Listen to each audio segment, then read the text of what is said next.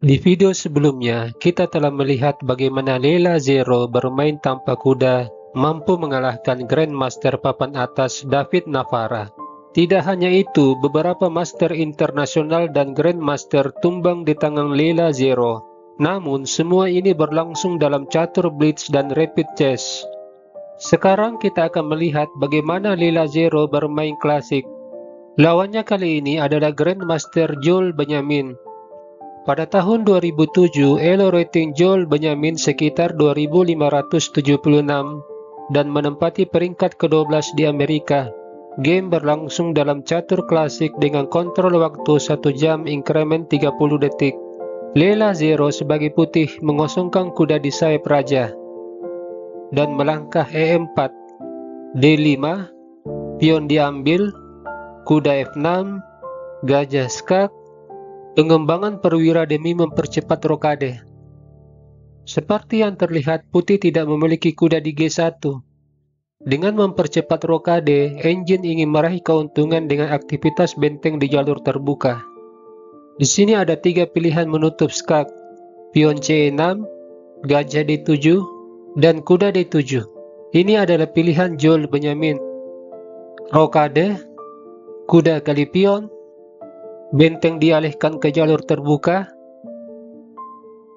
pion mengusir gajah, gajah mundur, pion E6, C4, mengusir kuda dan meraih keuntungan dengan menguasai petak D5 dan D5.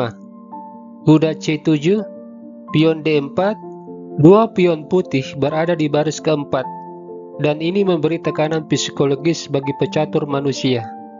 Hitam lanjut dengan gajah E7, kuda C3, rokade, menteri F3.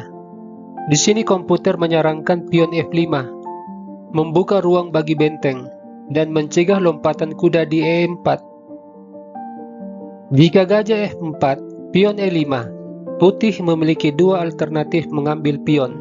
Jika pion D yang mengambil, hitam mendapat tempo mengusir gajah. Dan jika gajah mundur, maka ini memberi kesempatan pion didorong ke F4. Dan pion E5 mendapat tekanan.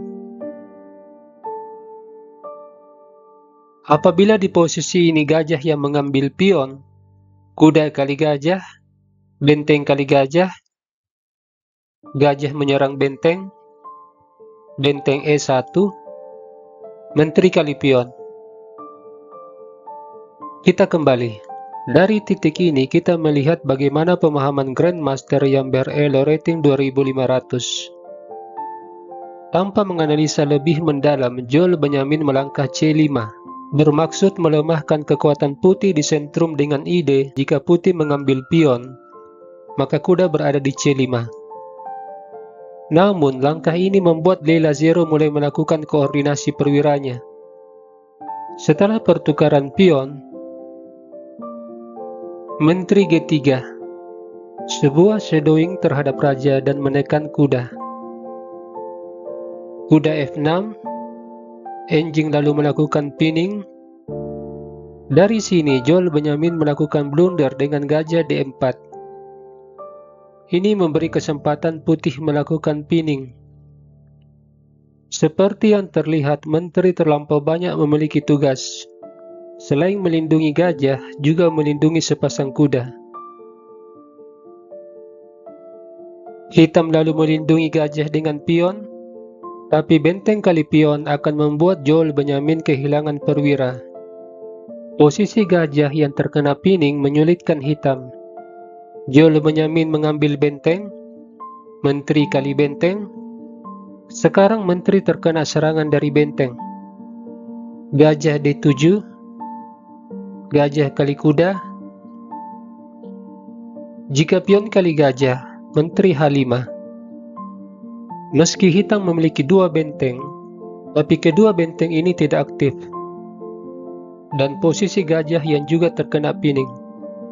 Putih memiliki langkah yang sangat berbahaya, yaitu benteng manuver dan gajah D3. Di posisi ini, Joel Benjamin mengambil gajah dengan menteri. Pertukaran menteri, lalu benteng kali gajah. Permainan memasuki ending di mana hitam mengalami kerusakan struktur pion di sayap raja. Demikian pula benteng putih yang berada di baris ketujuh. Benteng ini tidak hanya menekan kuda, tapi juga pion di baris ketujuh. Benteng melindungi kuda. Benteng D2. Benteng D2. Benteng C2. Di sini komputer Stockfish masih memberi keunggulan bagi hitam, nilainya sekitar 1,7. Sepasang benteng memiliki keunggulan tersendiri dalam model ending seperti ini. Tapi beberapa kesalahan yang dibuat Joel Benjamin membuat keunggulannya berkurang. Kesalahan pertama yang dibuat adalah membawa kudanya ke A6. Langkah terbaik benteng D4.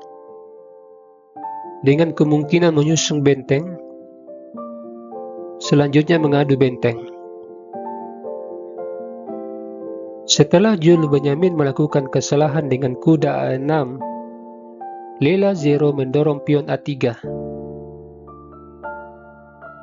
Kuda C5, kuda D5, ancaman forking di E7, Raja G7, pion usir kuda, kuda E4, mengancam memenangkan satu perwira dengan memukul kuda. Putih mengantisipasi dengan gajah D3 dan sebuah blunder fatal, benteng kali kuda. Di sini sebaiknya kuda ke C3. Jika benteng kali kuda, benteng kali kuda. Dan jika kuda yang memukul, benteng kali gajah. Setelah Joel Benjamin melakukan blunder, pion kali benteng, benteng ditukar, gajah kali benteng. Sekarang putih memiliki pion bebas yang tinggal 3 langkah menuju petak promosi. Kemudian hitam memiliki pion Isolani di jalur H. Raja bisa saja melakukan manuver menyerang pion Isolani. Dan kalau kita melihat permainan cenderung terbuka, ini tentu saja menguntungkan gajah sebab diagonal gajah akan membatasi pergerakan kuda. Hitam lalu memblokade pion dengan kuda. Raja F1 membawa raja bertarung di sentrum. Pion H6 menempatkan pion di petak gelap yang tidak sewarna dengan gajah.